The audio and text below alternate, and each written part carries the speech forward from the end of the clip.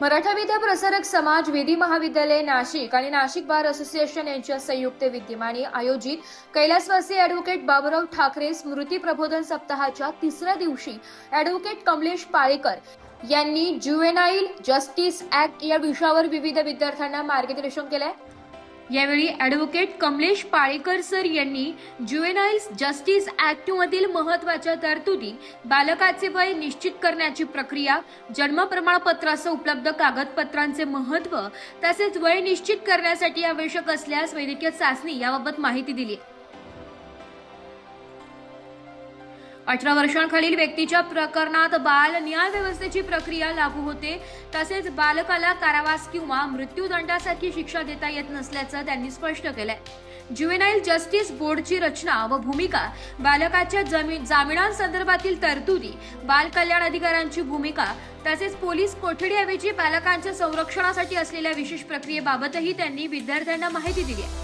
गंभीर स्वरूपाच्या गुन्ह्यांमध्ये 16 ते 18 वयोगटातील बालकांच्या प्रकरणांमध्ये कायदेशीर प्रक्रियेनुसार पुढील कार्यवाही कशी केली जाते याबाबतही त्यांनी मार्गदर्शन केले। बाल न्याय व्यवस्थेचा मुख्य उद्देश केवळ शिक्षा देणे नसून बालकांचे संरक्षण, सुधारणा आणि पुनर्वसन हा असल्याचं ॲडव्होकेट कमलेश पाळेकर सर यांनी सांगितलंय। विद्यार्थ्यांनी विचारलेल्या विविध प्रश्नांना त्यांनी सविस्तर उत्तरे देत संवादात्मक पद्धतीने मार्गदर्शन केलंय। कार्यक्रमास मराठा विद्या प्रसारक समाजाचे विधी महाविद्यालयाचे सीडीसी अध्यक्ष ॲडव्होकेट भास्करराव चौरे सर, महाविद्यालयाचे प्राचार्य डॉक्टर पुंडलिक भोसले सर, कार्यक्रमाचे समन्वयक डॉक्टर संध्या गडाख, विधी अध्यापक doctor Manoj Pekhale sir, Sarika Bhise madam, Rahul Ballal sir, Gangurde madam, Bariskar madam, doctor Ghumare madam, Pawar sir यांच्यासह शिक्षक वर्ग, ॲडव्होकेट तसेच मोठ्या संख्येने विधी विद्यार्थी उपस्थित होते।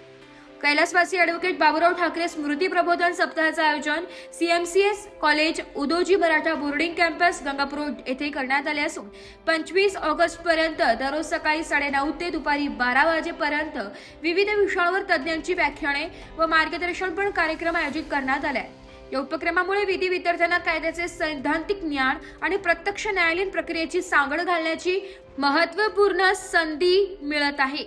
ब्युरो रिपोर्ट, नाशिक लोकशाही न्यूज, नाशिक।